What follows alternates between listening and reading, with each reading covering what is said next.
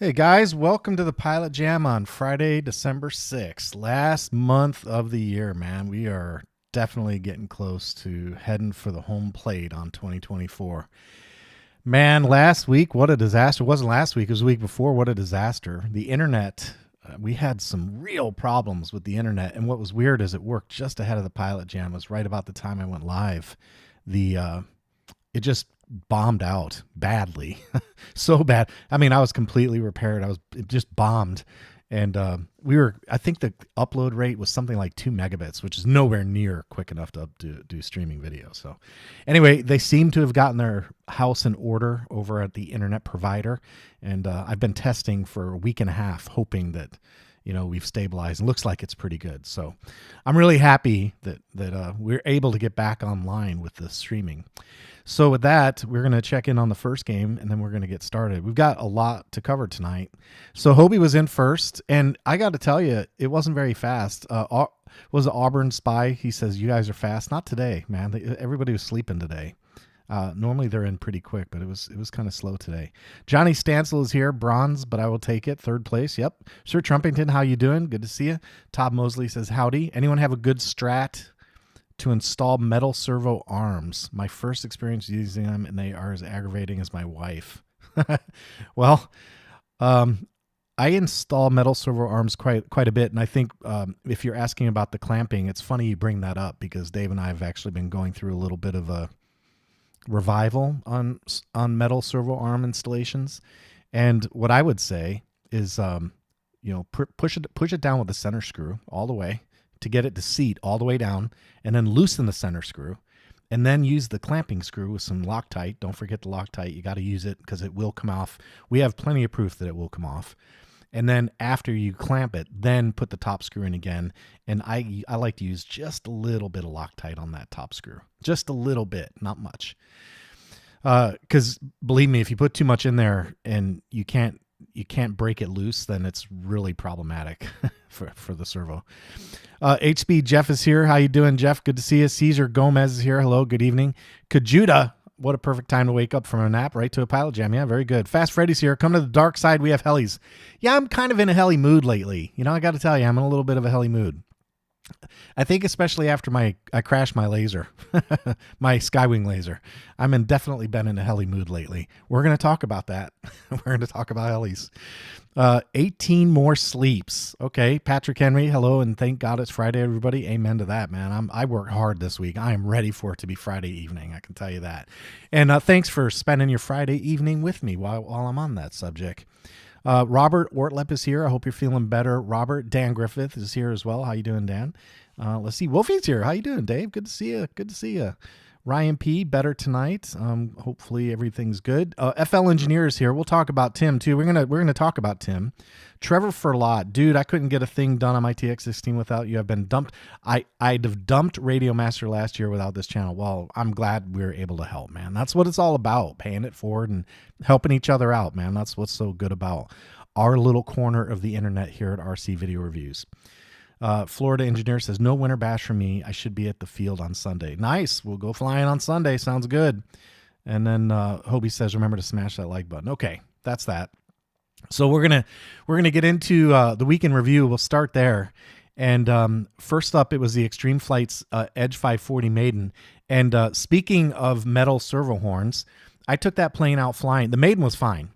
Then I took the plane out flying about 2 weeks later, and I was flying it. And when I did the Maiden right there, you can see I'm flipping it around pretty good, having a good time with it. I thought, yeah, this is a nice plane. And I went out on my second flight a couple weeks later, and I took it flying, and I couldn't get it to do anything. And I thought, man, is the wind up there crazy? What is going on with this airplane? I can't understand it. I thought initially two things. I thought maybe my battery came loose and it's flopping around inside, or maybe I don't have rudder. I mean, it felt that bad. So I tested the rudder. I got it straight and level, tested the rudder. I'm like, nope, it's got rudder. That's not the problem. So I decided to land the plane. Look at that. I mean, it's flying great. Look at it. It's flying great. So I land the plane, and I'm looking at the rudder thinking, did the rudder cable slip? Am I only getting a little bit of rudder? And that wasn't the problem. And then while I'm staring at the rudder, I realized one of the ailerons was flopped over and the other one was level. It was on the ground. So I taxi back over to where my flight station was, And lo and behold, I thought maybe the servo died, stopped working, but that wasn't it. The metal servo arm came off. It came off. So I had one fully good aileron and one not working at all. But, you know, ailerons, you don't really need ailerons to fly. Now, if you have dihedral, that makes it a lot easier. But on a fixed wing, a straight, no dihedral plane like these spore plane, these 3D planes, you can get away with it using the rudder. You can do it in the elevator, so it can be done. But I had one working aileron, so I felt a little crippled, but it worked fine. You know, the aileron that was working had plenty of authority to get it back on the ground without really any drama, so to speak. So anyway, it's kind of funny that you mentioned that about the metal servo arms, because Dave and I have been going through that. And not only that, we did some other inspections on other planes, and we found other loose clamping screws, the ones on the back. So yeah, we've been talking about this. Actually, it's been a topic with the two of us. And that's my new thing. I'm going to start using the top screw to drive it down, seat it, loosen the top screw, use the clamping screw with some Loctite, and then put the top screw back in with just a touch of Loctite. That's how I'm going to do it from now on. So anyway, that was that. The Edge 540 Maiden, though, on the flip side, the Maiden was beautiful. It is a fantastic looking plane. And I had a lot of fun flying the 78-inch Edge 540 as well just recently. So Edge 540 flies great. Now that I've got the aileron reattached and working again, we'll get that one out and do some more flying with it. But yeah, beautiful plane. Just really, really good. And that straight wing, they're not kidding. That straight wing really lets it harrier really, really well. It's very stable with that straight wing up front. And then the next thing that I've been working on, and I did the video on, was the one EdgeTX model configuration for all rotor flight helis. And I have something really cool to show you on that tonight. And then we did the PilotJam, 2 minutes worth of PilotJam. And we were supposed to do a giveaway. The person who won the giveaway knows it because he was actually on the PilotJam and survived long enough to hear his name get called.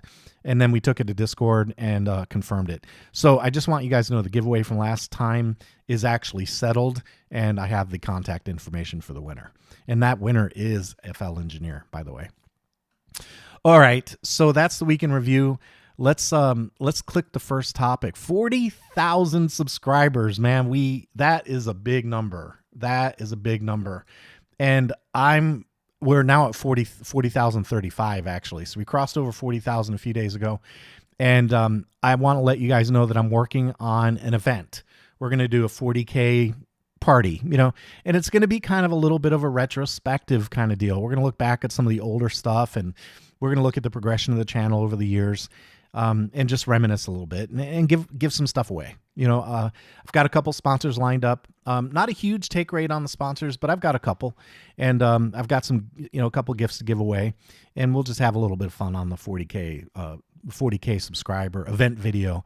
But I just want to say to all of you guys, thank you for all of you that keep coming around, hanging out on the PilotJam, asking, where's the PilotJam? When are we having the PilotJam? That really means a lot to me because it means it's something that you look forward to in your week. And that's the kind of thing that makes this effort worth it. So I appreciate that. And then I also want to give a really big shout out to my patrons. In fact, one of the things I've decided I'm going to do is I'm going to continue doing giveaways, but I've now decided that half of the giveaways that I do are going to be done on patreon.com, because I want to give those guys a little bit extra. I want to give them a little bit, they donate to the channel, man. They open their wallets and help out. So I want to give them a little bit of extra opportunity. That's all. So about half the giveaways I do will be done on patreon.com. But everybody else, keep checking out. We'll do giveaways. We'll keep doing them. I'm just going to try and put my thumb on the scale a little bit for the patrons. That's all. But I want to thank you guys for your contributions. That really helps. And Hobie, thank you for hitting the tip jar. That was really nice of you. Hobie's always whipping out. He's like, I need to go drinking with Hobie. That's what we need to do. We need to take him out drinking. I bet I want to party with that guy. Thanks, Shane, for hitting the tip jar. But anyway, 40,000 subscribers. Yeah. So we'll have an event, and thank you guys for hanging out on the channel. Thank you for engaging. Thanks for the comments, the thumbs up, and the encouragement to keep doing this. It is a work effort. You know, there's no doubt about it. It's a work effort, and there are benefits. Don't get me wrong. You know, I do enjoy some benefits, right? I basically have a funded hobby, but you know, it's really, to me, it's about exploration and enjoying. It's the journey, you know, going through it and trying new stuff, and that's what you're going to see in the video. So it's been fun. It's been a lot of fun, and I appreciate all of you guys and all your fellowship and you know, community. Really, I do appreciate that. So that's it on the 40K subscribers. Next up, I got to show you guys this one, and I'm gonna say, ask Auburn Spy wants to link to Patreon. There it is. Robert got it. Thanks, Robert. Perfect. All right. I want to say, first off, before anything else happens, this is a big shout out to Offer. Like, I did the video on the single model setup. He watched the video and he's like, hey man, we can solve some of that, some of those questions I had. And he went to work. I mean, he went to work, and within 4 days, he had software in my hands to test. So I wanted to show you guys right now. I've got my little Genesis. We're going to show you that in just a little bit. We're going to show you the Genesis in just a little bit. But the Genesis is plugged in. You can see I've got telemetry, and I want you to look at the flight counter right there. And the name, right? The name is there as well, okay? So that's the flight counter and the timer and the name, okay? Now what I'm going to do is this is my bench Nexus, okay? And I'm going to connect this. I'm going to leave it right here. And when I'm going to unplug the Genesis, you'll see the telemetry go away. So pay attention. There are no tricks, no trick photography here, okay? So I'm going to unplug the Genesis. Here it goes. Come on, come out of there, you. Okay. Now there we go. We lost our telemetry. Now I'm going to plug my computer in just to give power. And you guys know already what's going to happen. It's going to switch the name, but watch the flight counter. Watch the flight counter. There's 8 and there's Genesis. So now we have Kraken and 9, and the timer changed to 2. How about that, huh?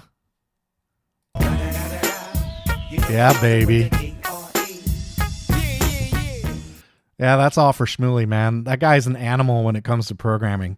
And on top of the flight counter and the name, he's also got it working for the image selector. And right now that's not correct, obviously, but it does work. So I've been kind of fiddling with that. But he's got it set up right now where the image will be auto-selected, the name will be auto-selected, and your flight count will match up with your model. How freaking cool is that? Is that cool? I got to do it again.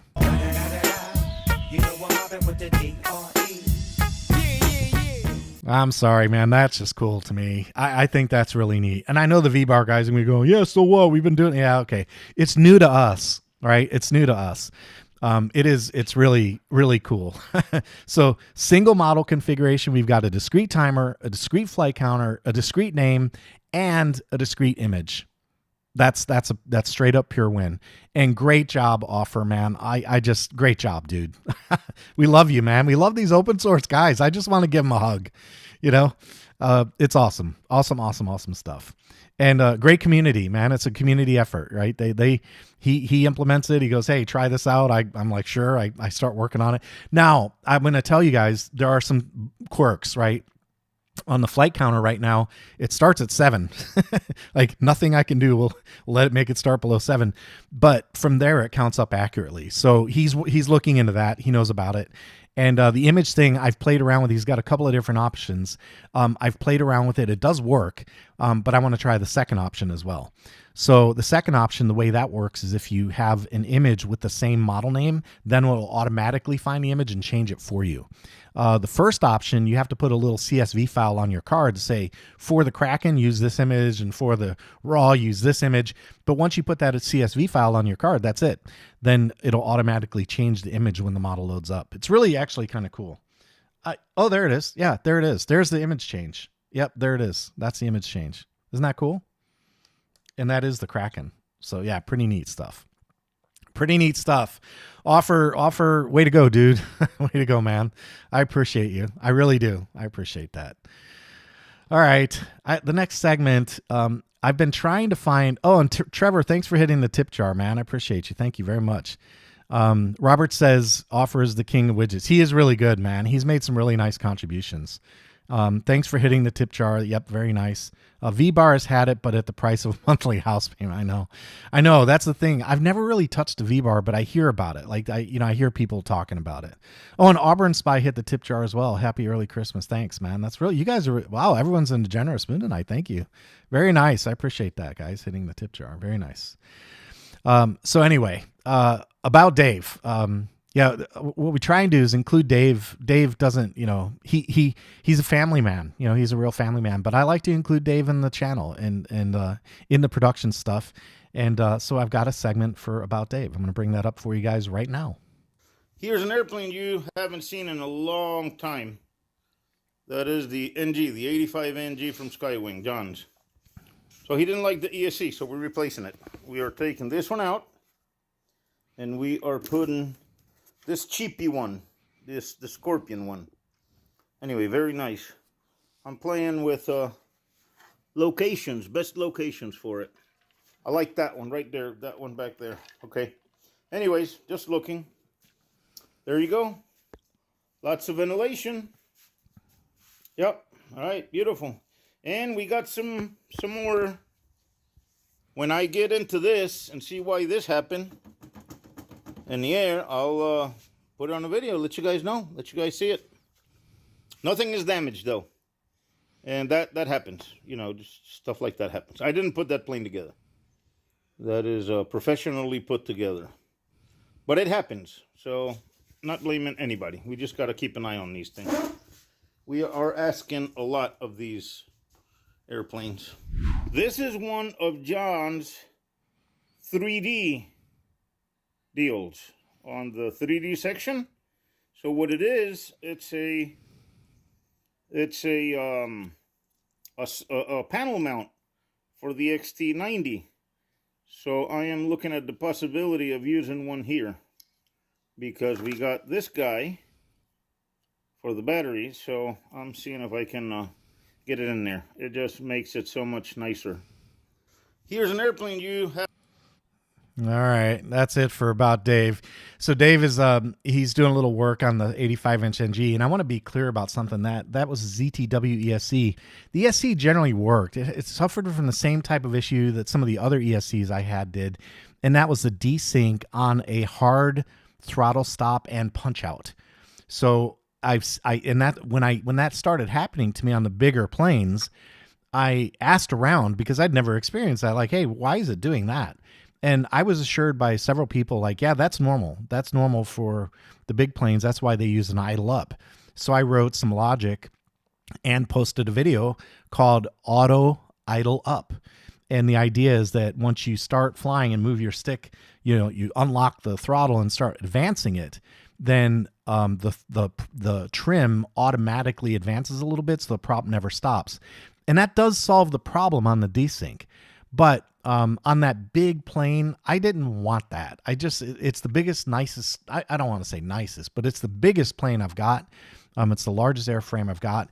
And I just wanted the ESC that worked. And what I found out, thanks to Rob's like the guy who just sits in the corner and says, do it, man, do it. You should do it. You should get one. They're nice. And that's it. That's all he says. It's not like he badgers you about this stuff, but he puts that little seed of doubt in your mind, and you got to start thinking about it. You say, oh man, they don't stutter, huh? They don't desync. Nope, they don't desync. So I got the Scorpion, the big one, and put it in the plane, and sure enough, it was just fantastic. Flew no problems. So I'll be using the spendy Scorpions on the big planes, but they are really good ESCs. I mean, you just got to give it to them. They're good ESCs. And now on the ZTW, I want to be clear about something on that. Dave is actually going to use that in his 700 class helicopter, and the cool thing about it is the helicopters don't suffer from the same problem because we never kill the throttle and then slam it open again. It's just not what we do with helicopters, right? That they mainly are constant speed RPM rotor discs that, they maintain their head speed. So it's a little bit of a different scenario. And in that environment, I think that ZTW will be just fine. I think it'll be perfect. So that's why we made that little deal. So that's what's going on there. But that was a little segment about Dave, trying to bring Dave into the Pilot Jam a little bit and have his personality, his bright, shining personality shine through for you guys. So holy cow, you're not kidding about ventilation. Yeah, that one had a lot of holes in the bottom. Alternative segment name, Dave's not here, man. Yeah, we could do that. Where's Dave? I'm trying to get him to come over for a pilot jam. One of these days we'll surprise you guys. I do all my XT90 and XT60 with that 3D print. So much easier. Yeah, it's really nice, especially, yeah, it's just nice to have panel mount XTs. No doubt about it. Very convenient. Let's see. Auburn Spy says, from one Army brother to another, happy early Christmas, John. Well, I appreciate that, man. Thank you. Thank you. I am Navy, but that's all good, man. It's all good. Army, Navy, Air Force, Marines, Coast Guard, Space Force. I love them all. I'm glad they're all on our side. I'll say that. We joke, we have our fun, but God bless all of our military. That's for damn sure. That's for damn Skippy. Robert says the camel plane is sweet. Yeah, Hobie's got to come up and get that thing, man. We got to get him flying that bad boy. Todd says, what do you think about the ETC telemetry converter? I use that. I actually like it a lot. I don't put that on every single plane. I just put it on the bigger ones, the bigger, more nicer planes. But yeah, it's really nice. I like it a lot. Robert Burrows here. There he is. I seem to be good at gently convincing people to buy things. He is. He should be a sales guy. Rob's a good he finds good stuff too. He does find really cool toys. Robert says it's the undertone that gets him. It does. And they really screw with me too. When I was putting my first helicopter together, I got some JB Weld, and I got I don't know, it was like the 3000 PSI stuff. And Fred and Rob were like, well, I'm sure it'll be fine. And they said, why did you get that stuff? I said, I don't know. It was what they had. And they go, well, you didn't get the 5,000 PSI? And I'm like, no, this is just 3,000. They're like, well, I'm sure it'll be fine. It's your helicopter. It'll be fine. That's it. And I was like, damn it. And I just left for the store when I got some new JB Weld. That's how they do it. Do it, buy it. RCVR is like that with me. You need that. Yeah, I know. We all kind of influence each other, right? But it's all good fun. It's all good fun. It's all for the hobby. Hey, David Parker's here. How you doing, Dave? Dave made it to the live stream. How about that? We're going to get you over here on a Friday night, my friend, one of these times. Okay, next up, let's see. That was about Dave. Now we're going to talk, what happened? Yeah, I wanted to give you guys a look real quick on the internet. I'm not kidding about this. I test this stuff a lot, and this is what I normally get. So here, check. I'm just going to hit go. Let's see what happens. I've been doing they're probably getting sick of me running the bandwidth tests. So that's 1.9 gigabits down. That's pretty fast. I mean, that's pretty quick. And where I am, we should get 1.9 gigabits up as well. There it is. So 1.9 gigabits up. And by the way, I'm streaming right now at 35 megabits. That's what it's supposed to do. That's what it's supposed to look like. Last week, that second number was 2 megabits. 2 megabits. So it brought my streaming down to nothing. Like it was impossible. To stream, I need 35 megabits in order to stream at 4K. And I was getting 2. So if you were on last week going, hey, what the hell happened? What, because I had a giveaway. And I don't like to miss things like that, right? Not at all. But the internet just wasn't there. It wasn't there. And it was so bad that when it was over, I immediately marked the video private. So you couldn't even go back and check it. So yeah, it was pretty bad. All right. So we're back in business. We're back in business. What PMP or RXR 3D plane do you recommend for a beginner on 3D? Interesting. PNP or receiver ready 3D plane for a beginner on 3D. Wow, that's a good question. I think one thing it's not a PMP. You'd have to build it, but if you're just getting started with 3D, you probably should take a look at Twisted Hobbies. They've got the profile foamies. That's a really good place to start. But if you really want like a balsa plane, then I would take a look at a beginner. I would probably look at like a 48-inch Edge 540 from Extreme Flight. That's what I would look at. Or 60-inch Edge 540 from Extreme Flight. That'd probably be a pretty good place to start. And the only reason I say smaller, now let me clarify. I'm going to clarify. If money is no object to you, then get the biggest 3D plane you can find, because that one's going to fly the best. But if you're new, you obviously run the risk of an incident, right? So if you want to be a little conservative in the event there is an incident, then maybe look at a 48 or 60-inch plane, because that'll cost less to replace if you really pile drive it in? So that's actually a really good question. But I'll tell you what, really focus on the extreme flight stuff, because extreme flight is just, I think it's world class. I think they're world class airplanes. I like them a lot. So Robert says, oh my gosh, my internet is like a third world country. Yeah, I know, right? When I saw 2 megabits up, I was like, I haven't had that since like 1990. It's crazy. Auburn Spy says, my bad. I thought you said Army in voice chat after the last PilotJam. It's all good. I still like you. You guys helped us get placed. Yeah, I know. That's the joke. Except I wasn't one of the ship guys. I was a Airedale. I flew around in helicopters. But yeah, it's all good. It's all good. I heard, I used to hear from the Marines that they used to break down the door and make it possible for the Army to hang around when they got done doing the heavy lifting. I was just saying, this is kind of one of those things I hear from Marines. Right? Anyway. Oh, what is that one? No, I'm not gonna say that one about Army standing for aren't ready for the Marines yet. I won't say that. We'll leave that one alone. Robert says 80 megabytes, 80 megs up and 12 megs down. Ooh, that's bad. Twisted Hobbies. Yeah, Twisted Hobbies. Good place to start if you're new to 3D. And they'll take a punch. They'll definitely take a punch. Twisted Hobby, like the one you had, the Crash Brothers. Yeah, had the Crash Brothers. HH Erratics is a bind and fly 3D foam. That's interesting. Horizon Hobby. Okay. Yeah, and John probably pays a quarter of what we pay. I think my internet is $100 a month. It's $120 a month. Yeah, 120, 110. It's 110. I think it's 110. 105? I don't know. Somewhere in there. Any airfoil planes from them rock. Yeah, they do. And they can take a hit. They can definitely take a hit. Let's see. Auburn, all right, good. Auburn Spy's got a sense of humor. It's all fun, man. We all have fun. I was in the Coast Guard too, for a couple years, and they used to make jokes about that, about deep water, deep water sailors, and heard you had to be 6 feet tall to be in the Coast Guard. So when your boat goes down, you can walk ashore, that kind of stuff. So yeah, it's all fun. Squids. That was one of the ugly names they used to call us in the Navy. I never liked that one. Squids. Yeah. That's what the other branches call sailors. Squids. All right, let's see. Let's move on. What happened? So we now know what happened to the internet. That's what happened. All right, the giveaway. Yeah, let's be clear on this one. Tim won the giveaway last week. It's the Hoda charger, and I'll tell you what. It's Christmas, and I just want to be in the. You guys have been in the giving mood. I want to be in the giving mood too. We're gonna do another. I'm just gonna do another one. It's gonna be the same rules.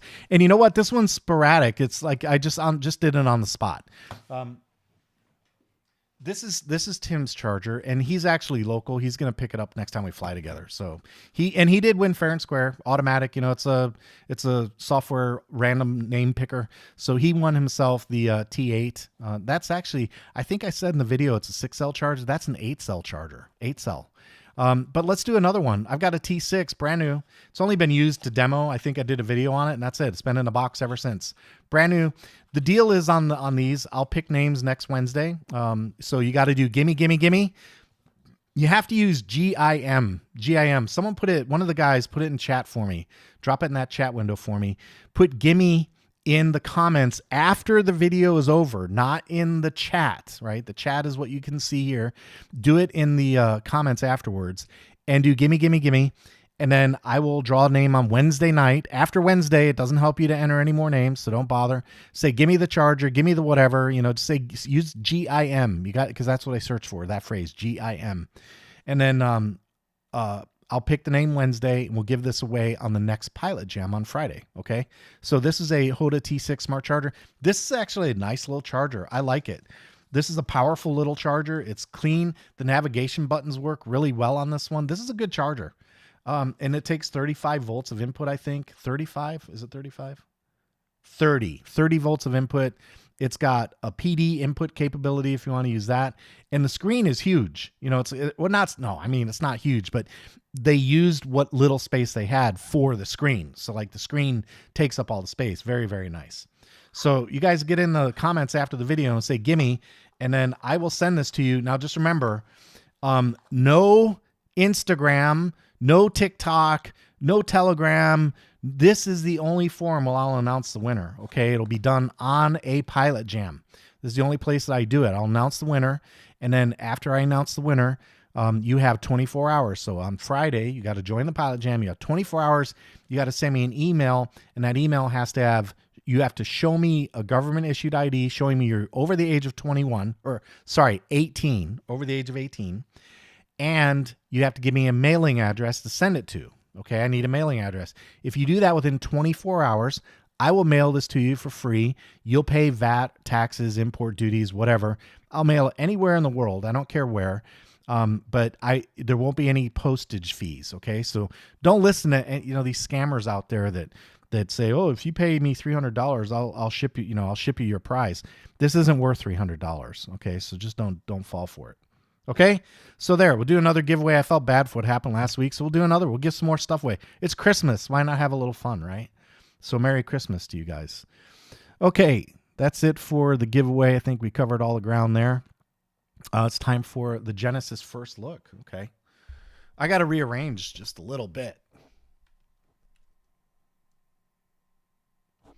Okay, just needed to make a little more room on the desk.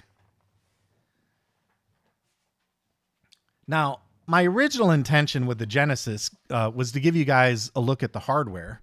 And then, the whole internet thing happened, and I can't go 2 weeks with a brand new kit and not touch it. So I decided that I was just going to put it together. But I wanted to give you guys a look at the little Genesis. This is the new one by SAB. I'll be flying this, maintaining this weekend. This is a 420 class helicopter, and it's a very different design, very unique design, new styling. This is meant to be like, I think they call them F3C. It was supposed to be like a pattern helicopter. They came up with a 700 first, and the 700, I'm not sure of the backstory, but my understanding is that I guess it didn't rise up to the standard. So they decided to convert this for like a 3D sport type helicopter instead. So I thought I'd give you guys a little look. This one has got the Ego Drift. That's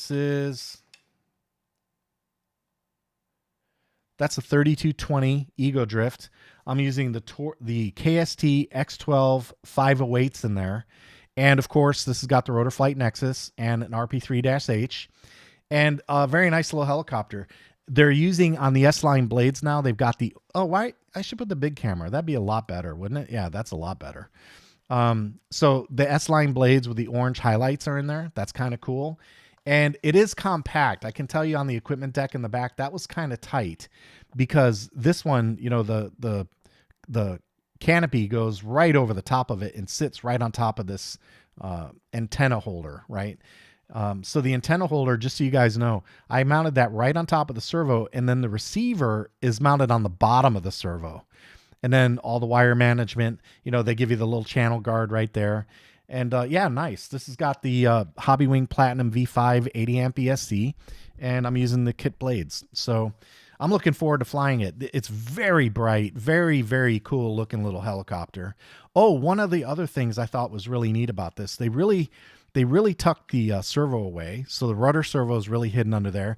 And then another cool feature is you didn't have to glue you didn't have to JB weld the rod together. They had this metal piece already affixed to the rod. So all you had to do is screw in the double-sided thread and the ball link connector, and that was it. So no JB weld on that one at all. And then I also really like the way they've modified the battery release, and I like that a lot better because on the other style, it's a twist. So you twist it to release it, but if you leave it untwisted, that's how I crashed the Raw 500 the first time. I forgot to untwist it so it would latch onto the battery. Now they've migrated to this push button thing. So when this one, I can't close it because the blades will dance, so I can't attach the battery. But when it's all the way in, this lever pops out just a little bit. And then when you're ready to release it, you just push in, slide your battery. Here, I can probably take the battery out. It'll reset. It'll do that if I take the battery. There it is. There you go. Now you can see it. So there's from the top. And then when you want to release the battery, you just push and you pull the battery out the back. And of course, I'll be flying this with the China Hobby Line. China Hobby Line is a sponsor of the channel, so I fly everything right now on China Hobby Line. All my helicopters and fixed wing all have China Hobby Line batteries. That's a 6S 2200, and I think it's a 70C. We can take a look real quick. Yep, that's a 70C China Hobby Line. And interesting little problem. they didn't have extra battery trays for this model yet. So I asked Bird at BK Hobbies. He said they're coming in soon.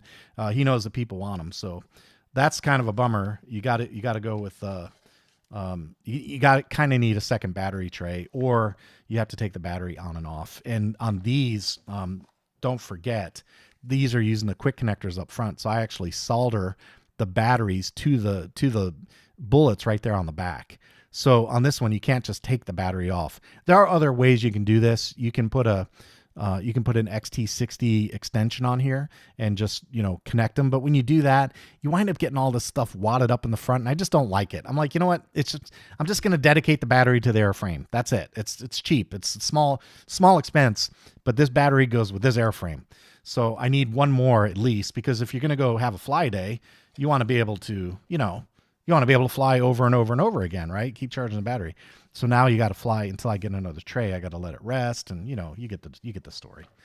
So let's put the canopy on. I'll give you one quick look with the canopy on, and then we'll move on. But yeah, this 420. I'll tell you what, this Genesis 420. They call this one I think it's called the Sport Mini. I think is what they call it. But definitely a cool little heli. And let's see if I can get this thing to cooperate with me here.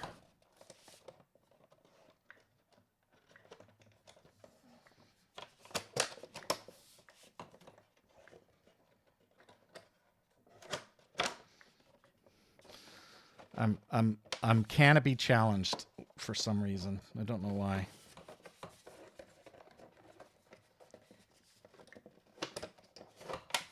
I don't know what the heck is going on here. Hold on. I'm going to step away from the camera for a second.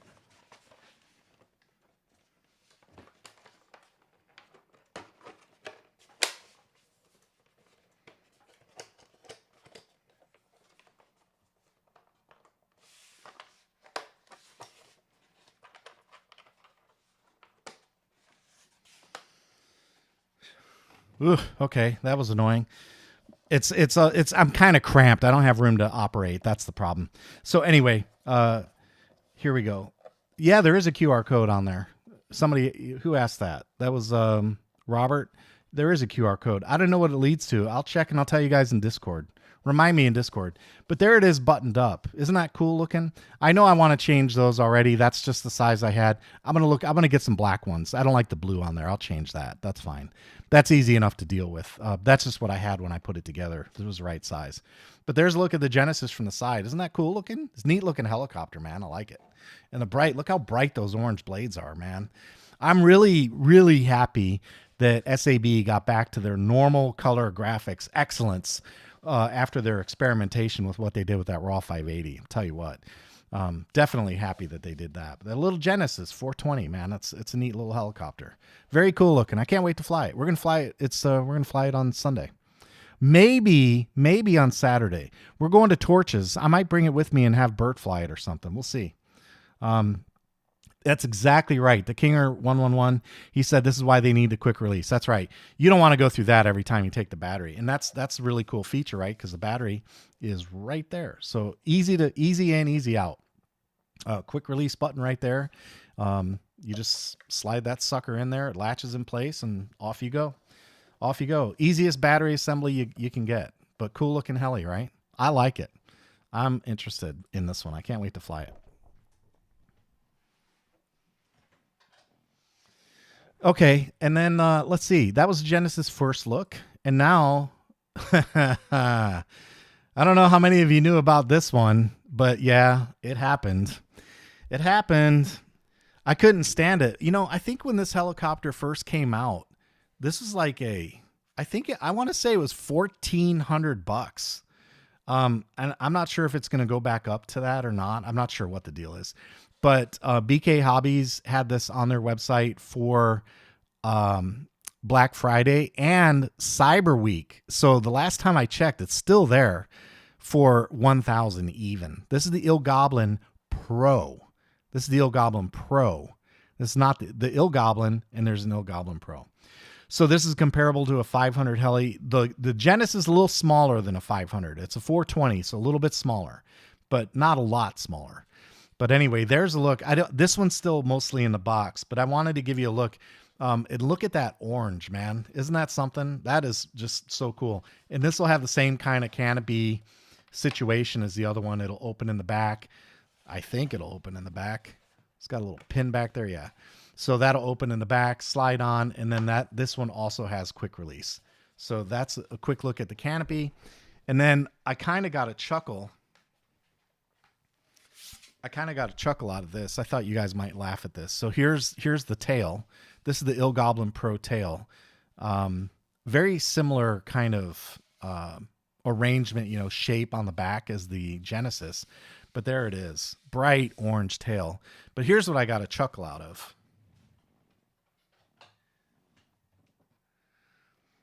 The tail boom on this 700 is slightly longer, and I can't get the whole thing in frame, unfortunately. Let me see if I can zoom out maybe just a little more. Nope, that's it. That's all I got. But I'm telling you right now, looking at it, the tail boom on the 700 is bigger than the entire 420 helicopter. Isn't that crazy? Crazy. So this is the next build. And, my original plan was to take apart the raw 700, sadly, because I just got it.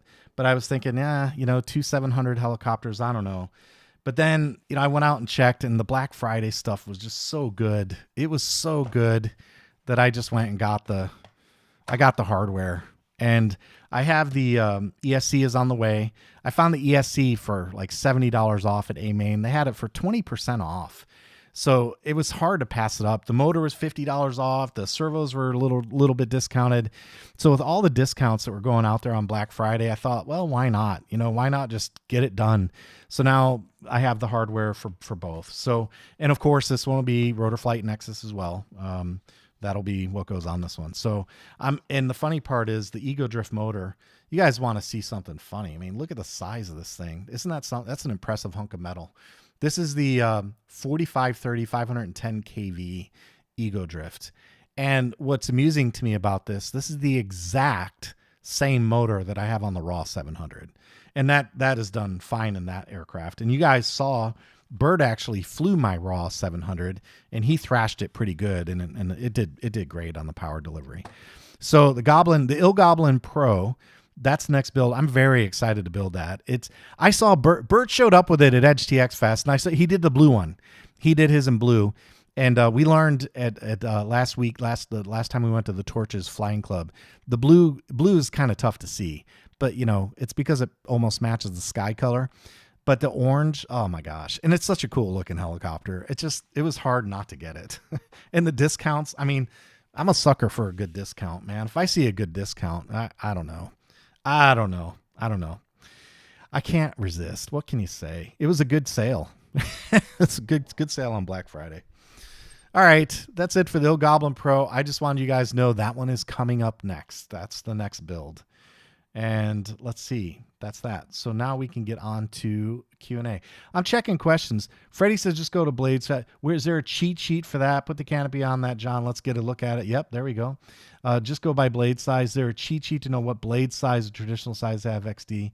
I know a 500 heli is meant for 500 can size motor. Yeah, you just kind of look at the recommendations of the manufacturer. I stick with what they say, but yeah, I don't really think there's a crib sheet out there. I'm not sure of one. Let's see. What a sweet color scheme. One job, QR code. Totally agree.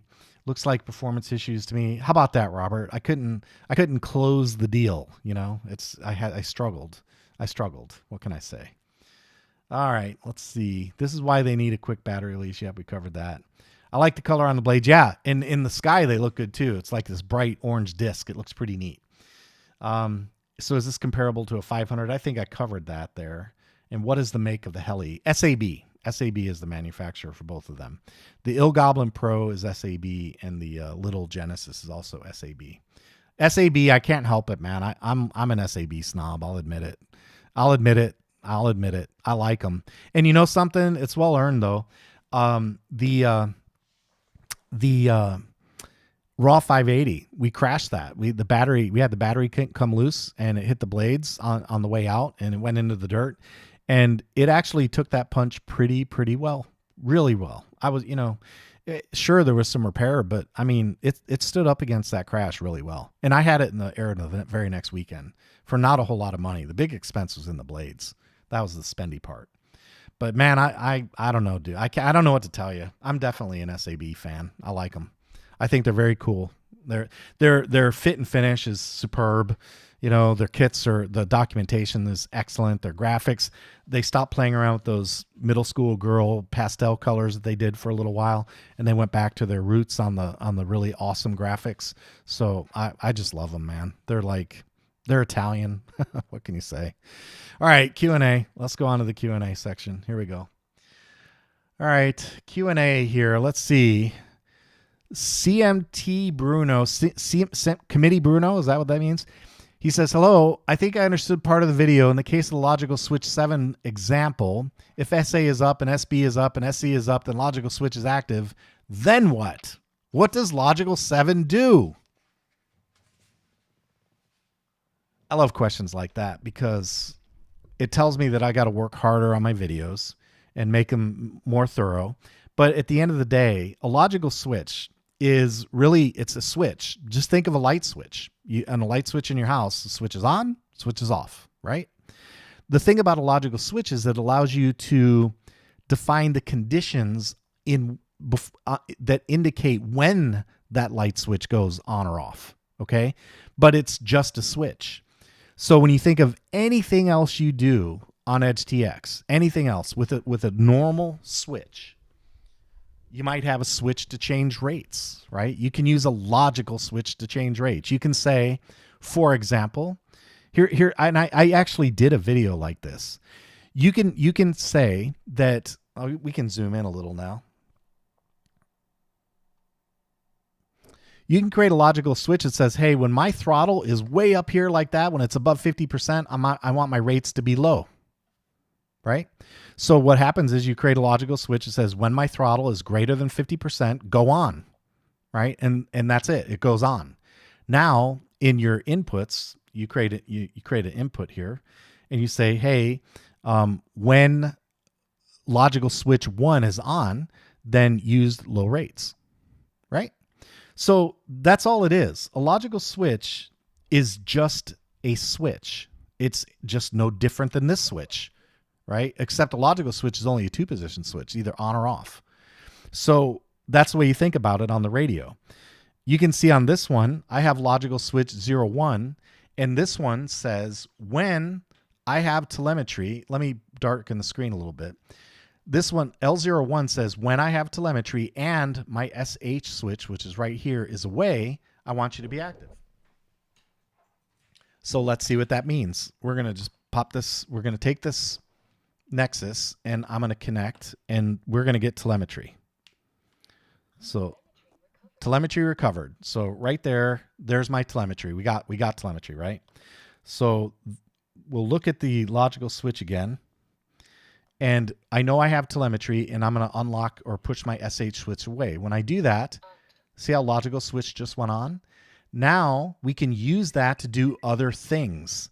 We can do that. One thing we can do with that logical 1 is we can say, hey, when logical 1 is on, I want my SD recording to start, right? That's one thing that can be done.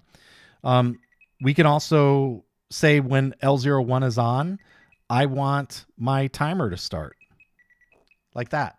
So see how L01 is there? That's the one that I use to start my timer. And the reason for that is because when I have telemetry and I arm, that's serious business. That means I'm ready to fly. I'm getting ready to go fly. So you can use logical switches for anything, but it's just a logical switch. It's not this is a physical switch, right? That's physical.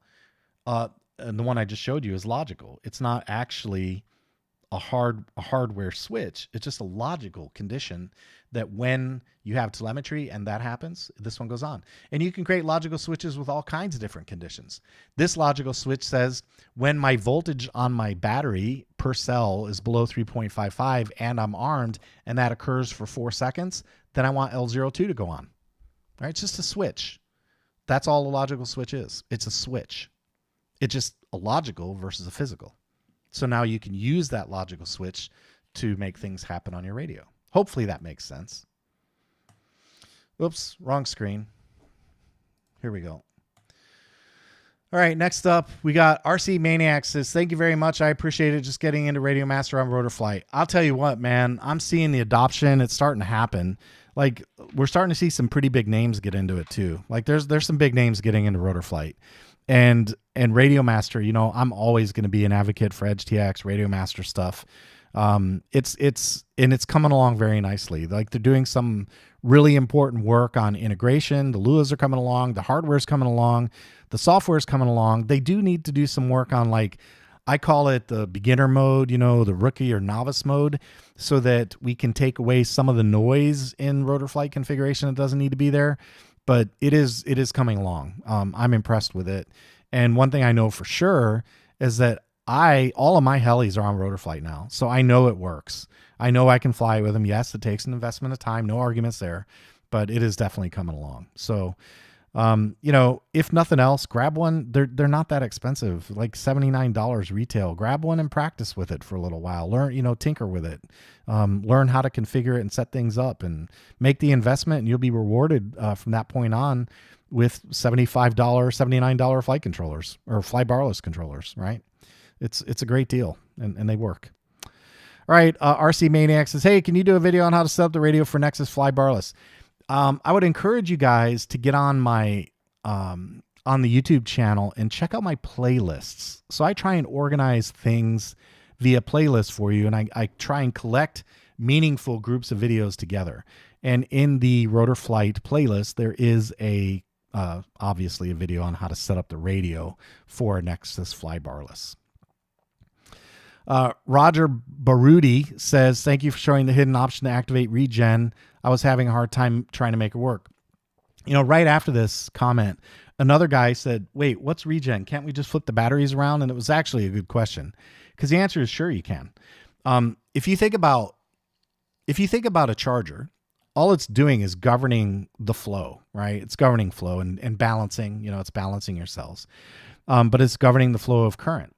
So if you have say you have a flight pack and you are using a power bank or something, you know, some kind of battery to charge your flight packs throughout the day. And at the end of the day, what all a regen charge does is reverse the flow. So instead of sending current to the flight pack, you're going to take the flight pack battery and send it into the power bank, right? That's what regen does. Alternatively, you can simply flip your leads. Now, there are some caveats there. You need to make sure that you don't overcharge your source battery. You got to make sure you understand things like your charge rates and what current flows can go, you know, in and out of your flight battery and in and out of your source battery. You know, you need to understand that stuff. But, you know, if your charger doesn't support doing the air gaps, quote unquote, regen, then you can simply flip the leads if you understand the nature of the power banks that you're using. So, interesting question. It came up twice in the week. Next question from I can't even try that. I'm going to call him Chorchezi. He says, is this custom CRS telemetry possible on Betaflight iNav? That's exactly the way I want to use unified models and radio. Automatically change the craft name for radio telemetry logging. The answer is sadly no. As far as I know. And part of the reason for that is because there's a special little Lua script that runs to make this happen. It's not just simply putting the telemetry in, because like iNav and Betaflight have a craft name, but in order to populate it, there has to be a script on the radio. It might be, it might be possible. I should retract my statement. Now that I think about it, you could try and run the real flight to BG script on your radio and see if it populates your craft name from iNav. They may be using the same field. And if you're using CRSF telemetry, it could happen. It could happen. I could see a way that could possibly happen. You could try it. But I know it's designed and definitely works for Rotorflight. All right. Let's see. Next question was from 5280 Recreation. Man, the Yak just doesn't get enough love. I know 3D that blurs the plane, unrecognizable is in, so laser, 260 are popular, but low, slow, and tight is perfect on that aircraft. Always love the look of that one. And I miss my Skywing. Might have to pick this one up. Gorgeous. He is not wrong. He's not wrong. That was one of the sadder RC 3D planes that I let go was the Yak. And Hobie, smart enough to pick it up. It's a beautiful plane. You know, it's white, blue, gold, flies perfectly. It's, you know, it lands really well. It's so easy to see in the sky. And he's right. It's not the, you know, smash and go type, you know, stick thrashing 3D plane, but it is a beautiful airplane to fly. So he's not wrong about that one. The Yak doesn't get enough love. All right, let's see. What's this one? Ivavidakovic. Okay. Can I set RTH on the radio? No, RTH is not a radio function. Now, you can activate RTH with the radio, but RTH is on the controller, right? You need a flight controller that understands GPS information, right? That's the first key. In order to return to home, you have to know where home is, and that's based on lat-long coordinates on from a GPS, right? So the first thing you need is a GPS connected to some form of flight controller. That flight controller has to have a return home mode, so the flight controller knows, okay, when I turn on, here's my home position. It's programmed, it's read from the GPS, whatever, a couple of different ways to do it. And then you activate and you tell the flight controller, hey, fly home. And there are rules that govern that process as well, like at what altitude does it fly home? Does it turn and face home? Quads don't need to do that. Fixed wing does. So there are rules, but you don't have return to home on the radio. You need a controller of some sort that understands it has a gyro and it understands GPS coordinates. Okay. That's the important bit. All right. And that's it for questions. I'm going to check comments and we're going to get going. Rambo Flight Ken says better late than never. You made it, Ken. Glad you could make it. The plane in video's got to be one of the sweetest color schemes I've ever seen. Yeah, that is a nice one, Robert. No doubt about it. It's very aggressive, very modern. It's not overdone. It's really cool. I like it. Freddie says, my screen name is longer than yours. Oh, we're doing screen name contests now? Oh, boy. The Goblin colors looks cool on the TX16S or anything for that matter. Very cool colors. I know, right? And Radio Master came out with the colored Nexus cases.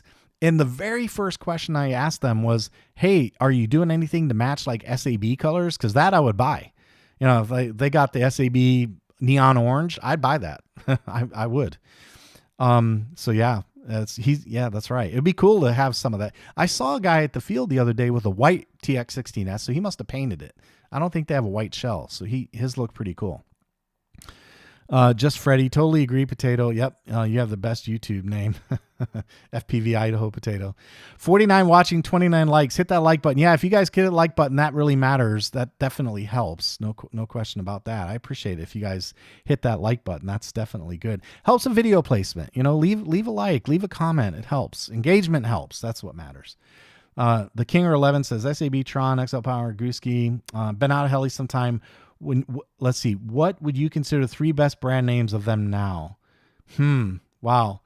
That's a good one too. That's a really good question. I'm going to say SAB is, I'm not going to put them in order. I'm just going to say they would be top 3 for me. Like I would be happy with any of them. SAB for sure. No doubt. I'm going to have to give OMP the nod because OMP, they've got a nice little lineup going. They've got the M1, the M2, they've got the OMP M4, the M4 Max. The only thing the M7, the only thing they're missing is like a 580 style, right? 500, 580 class. And hopefully they'll come out with those. Those are nice. The 500s, I like the 580s when you don't want to do 12S. That's what's nice about a 580. They're still really big, really comfortable in the sky, easy to see. But when you don't want to do 12S, if you just want one single battery for the day, that they're easier to manage from in the battery department. So it'd be nice to see OMP come out with that one. I can't say anything about Gooski because I've never owned one, so I can't comment one way or the other. And XL Power, they're okay. And I know that there's some advantages in price on XL Power for crashing. That I know. Like if you crash an XL Power, allegedly they're a lot cheaper than most of the others to fix. But what I can say about the SAB when I saw it crash is it didn't need much fixing. You know, blades and a few parts, servo arms, that was about it. And that was a pretty good thump. So I don't know. The Tron, I've always liked the Trons, and they're good flyers. Like my Tron 5.5, super quiet, really good visibility in the sky, very aggressive design and scheme. But the problem with Trons, when they crash, they're expensive to repair. I know Rob's probably still here. He put one in and it was a rekit. And I'm not saying that's always the case, but if you go look at their replacement parts, that's what I would go do. Like go compare things like, main wheel, servo arms, and check availability and check the pricing and see which one you think is easier or cheaper to repair. But at the end of the day, I would say of all those brands listed by the Kinger, SAB, Tron, XLP, Gooski, and OMP, they're all going to be pretty good. I'll tell you one other thing I don't like about the XLP. I know on the Spectre V2, there was some kind of geometry problem that they quietly fixed. They didn't acknowledge it, I guess, but they quietly fixed it. I don't like that either. If there's a manufacturing defects, make it right. Make it right. Send the hardware out to replace it. So Spin Launch Glide says it would be nice if one of these little charged at a second set of balance plug for balance, regen, and safety. Yeah, that'd be cool. That'd be a neat little feature. Very good. Yeah, very good. The Yak is whack, says Hobie. It is, man. It's a beautiful plane. One of my go-tos when I actually make it to the flying field. Kajuda says XLP, no, my Nimbus V2C. He's talking about defective parts on the Nimbus V2. Bad threads, shot out of the hole, building the tail slide kit. Yeah. Yeah, I've never really owned one, so I can't say from a first-hand perspective, but I've heard that kind of stuff before. Wowsy says, I'm here but late. Welcome to the show, Wowsy. XL, Tron, and OMP for sure. Yeah, SAB is nice, just too heavy. I don't care. SAB is just so well built, and they look so good. I don't care how heavy they are. And I've seen so many guys fly the hell out of SABs, so they're good.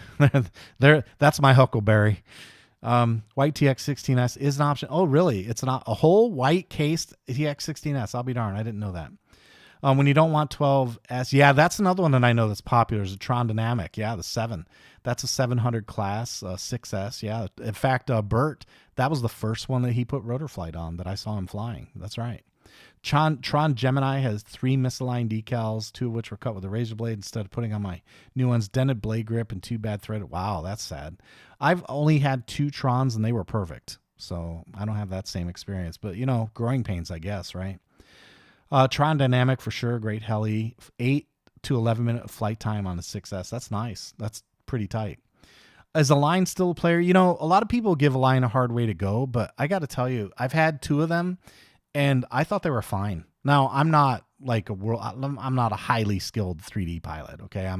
I can do some stuff, but, so, I'd have to temper that one, but I can tell you that the guys, it's Zabo, right? Steve Zabo, isn't that his name? If you go out and watch his videos, he thrashes the hell out of line helicopters. So, you watch them fly, like if he can do it, anybody can do it, I guess, if he can beat him that hard, they should stand up to what you can do to him. Kajuda says Tron was good assembly for sure. +1 over my XL, just defects and cosmetic were snub. Yeah, I don't like that either. SAB though, man, they got their act together. It's pretty. I gotta say, I've built a lot of SAB helis right now, and they just go start to finish without any problems. Bill says way too cold to fly outside up here in Maryland. Probably nice in Florida. It was, dude. We got all. What are you talking about? We got all the way down to like 64 today. In fact, right now, oh my gosh, it's 51. I'm gonna die of hypothermia if I go outside. I can't have that. Ridiculous, man. So I'm freezing to death down here. I don't know how you people up there do it. It's not fit for humans up there in that cold weather. All right, that's it for the Q&A. Next up is what's coming up. Okay, so here's what's coming up. We're going to Torches tomorrow. They've got the Winter Bash. So we're going to go to Torches. Fred and I are going to go. I don't know if anyone else is going. I don't think Tim's going. I don't think Dave's going, but we're going to go. And we're going to film, hopefully get some interviews. Maybe, I don't know, maybe we'll get some new product information. I don't know. We'll see. But we're going to go. We're going to go to Torches. That'll be the day tomorrow. And then Sunday, we're going to be flying. Dave and I are going to fly, and Tim's going to go. Hopefully, Freddie will make it. I don't know if Fred's coming or not yet, but hopefully he'll make it. And we'll do some flying on Sunday. And we'll get some video material from that. We'll do maybe a day at the field video or something. And definitely the Torches Winter Bash. We'll get some material out there. Robert says t-shirt weather. You're too much, John.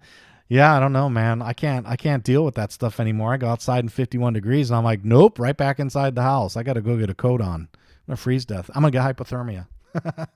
So anyway, that's what's coming up. Oh, and the Ill Goblin and the 40K subscriber party thing. We're going to do that too. We're going to have a little fun with that. So I'm going to round out the sponsor list, make sure we have a list of things that we can give away. And yeah, that's it. So that's what's coming up. Auburn Spy, that's a shame. My 15-year-old T-Rex 500 loves low head speed. Yeah, I mean, aligns. I don't know, man. I'd say if it works for you and it fits your budget, go do it. You know, we have a rule around here, right? It's your money, your hobby. So if it works for you, you know, go make it happen.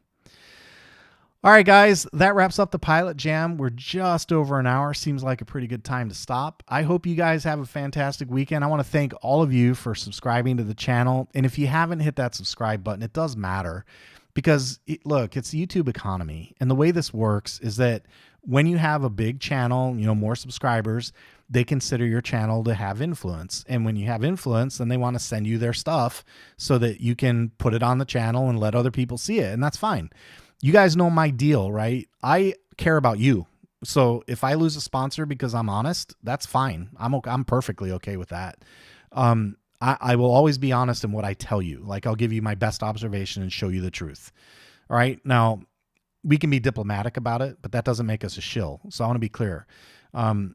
So your subscription matters, right? That's what I'm trying to tell you. Subscribe. When you subscribe and the channel grows, the vendors send us stuff, and that gives me the opportunity to show you more stuff, right? That's the deal. That's the way it works.